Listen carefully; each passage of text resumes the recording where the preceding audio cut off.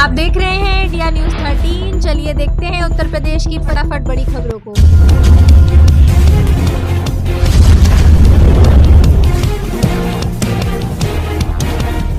विपक्ष का न्याय मार्च और बढ़ती महंगाई। आज प्रयागराज की सड़कों पर विपक्षी दलों का न्याय मार्च निकला, जिसमें बढ़ती महंगाई और बेरोजगारी को मुख्य मुद्दा बनाया गया। विपक्ष का कहना है कि पेट्रोल डीजल के दाम कम होने के बावजूद माल भाड़ा कम नहीं हो रहा, जिससे सब्जियों और राशन की कीमतें आसमान छू रही हैं।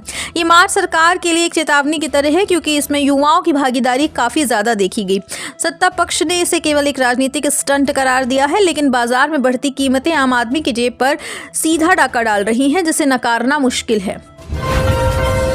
स्मार्ट सिटी और नए ट्रैफिक नियम। आगरा और बरेली जैसे शहरों में आज से नए ट्रैफिक नियमों को कड़ाई से लागू किया गया है। अब बिना हेलमेट या सीट बेल्ट के पकड़े जाने पर सिर्फ चालान नहीं होगा, बल्कि बार बार गलती करने पर ड्राइविंग लाइसेंस रद्द करने की प्रक्रिया शुरू होगी। तकनीक के इस युग में ये चालान सीधे आपके मोबाइल पर पहुंच रहे हैं। लोगों का कहना है कि नियम तो ठीक है, लेकिन सड़कों पर जो गड्ढे हैं और अवैध पार्किंग है, उस पर प्रशासन कब कार्रवाई करेगा? सिर्फ जनता पर जुर्माना लगाना ही क्या स्मार्ट सिटी की परिभाषा है?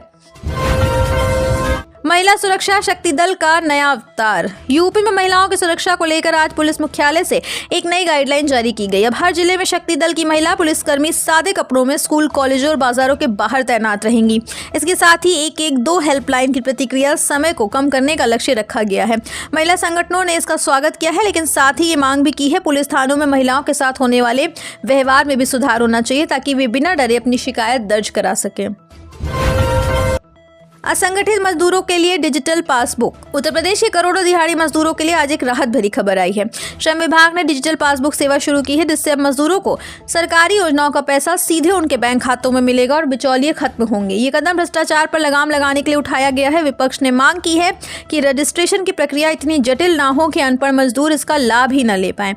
आम आदमी के लिए ये योजना कितनी सफल होगी, ये आने वाला वक्त बताएगा। गन्ना किसानों को अल्टीमेटम, भुगतान में देरी पर कार्यवाही।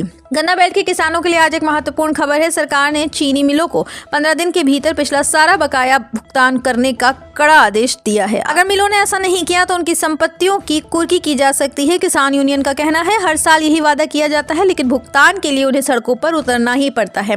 इस बार सरकार वाकई मिल मालिकों पर सख्ती करेगी या सिर्फ एक और सरकारी नोटिस बनकर रह जाएगा?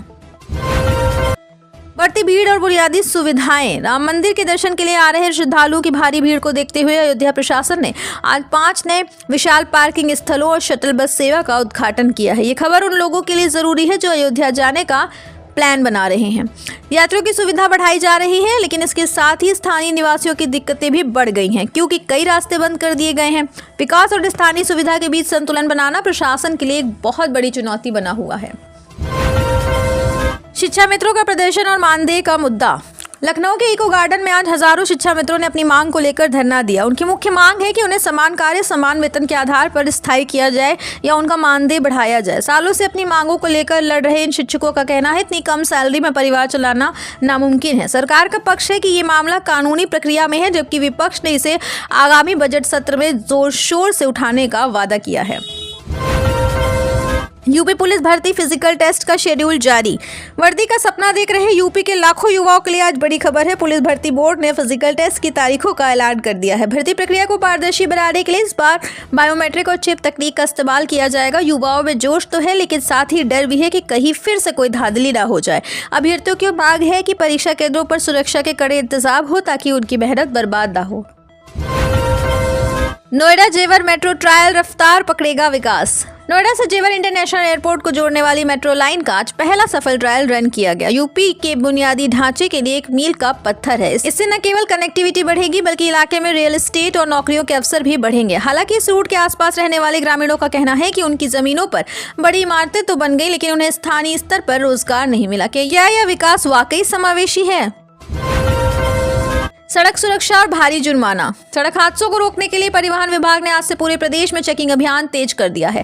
खासकर ओवरलोडिंग करने वाले ट्रकों और गलत दिशा में चलने वाले वाहनों पर अब भारी जुर्माना लगाया जा रहा है। ये आपकी सुरक्षा के लिए जरूरी है, लेकिन जनता का आरोप है कि चेकिंग के नाम पर सड़कों पर वसूली बढ़ जाती है। विभाग को ये सुनिश्चित करना होगा कि नियम पालन के नाम पर आम जनता को परेशान ना किया जाए। बाढ़ नियंत्रण की अग्रिम तैयारी। मानसून अभी दूर है, लेकिन यूपी सरकार ने पूर्वांचल के बाढ़ प्रभावित जिलों के लिए आज 200 करोड़ रुपए का फंड जारी कर दिया है। नदियों के किनारे बांधों की मरम्मत का काम आज से शुरू हो गया है, ताकि पिछली बार जैसी तबाही न हो। विपक्षी नेताओं ने उन क्षेत्रों का दौरा किया जहां पिछले साल फसलें बर्बाद हुई थी और आरोप लगाया कि मुआवजा अभी तक सभी किसानों को नहीं मिला है। बाढ़ से बचाव के लिए केवल पैसा जारी करना काफी नहीं, उसका सही इस्तेमाल जरूरी है। किसानों को सस्ती खाद का स्टॉक उपलब्ध। रबी की फसल के सीजन में खाद की किल्लत को लेकर उठ रही शिकायतों के बीच आज कृषि विभाग ने दावा किया है कि सभी सहकारी समितियों पर खाद का पर्याप्त स्टॉक पहुंच गया है। किसानों को सलाह दी गई है कि वे आधार कार्ड के जरिए अपनी निर्धारित मात्रा की खाद लें। हालांकि कई जिलों से अभी भी ब्लैक मार्केटिंग की खबरें आ रही हैं। प्रशासन को चाहिए कि वह खाद केंद्रों पर सीसीटीवी और कड़ी निगरानी रखे, ताकि गरीब किसान को दर दर न भटकना पड़े। युवा स्वरोजगार योजना आसान लोन की घोषणा। अपना खुद का स्टार्टअप या छोटा बिजनेस शुरू करने वाले युवाओं के लिए सरकार ने आज मुख्यमंत्री युवा स्वरोजगार योजना के तहत लोन की सीमा बढ़ा दी है और ब्याज दर में कटौती की है। 25 लाख तक का लोन कम कागजी कार्रवाई के साथ मिल सकेगा। बेरोजगारी के दौर में ये एक उम्मीद की किरण है, लेकिन युवाओं की सबसे बड़ी शिकायत है कि बैंक लोन देने में बहुत आनाकानी करते हैं। सरकार को बैंकों के साथ समन्वय बिठाना होगा, ताकि योजना का लाभ वाकई जरूरतमंदों तक पहुंचे। अवैध निर्माण पर एलडीए का पीला पंजा। राजधानी लखनऊ में आज फिर से अवैध निर्माणों पर बुलडोजर चला। एलडीए ने बिना नक्शा पास कराए बनी 3 बड़ी इमारतों को जमींदोज कर दिया। ये संदेश साफ है कि नियम तोड़ने वालों को बख्शा नहीं जाएगा। लेकिन सवाल ये भी उठता है, जब ये इमारतें बन रही थीं तब अधिकारी कहाँ थे? विपक्ष का कहना है कि छोटे लोगों के घर गिराना आसान है, लेकिन रसूखदारों के अवैध निर्माणों पर कार्रवाई कब होगी? गोरखपुर महोत्सव की भव्य शुरुआत। उत्तर प्रदेश की सांस्कृतिक विरासत को बढ़ावा देने के लिए आज से गोरखपुर महोत्सव का आगाज हो गया है।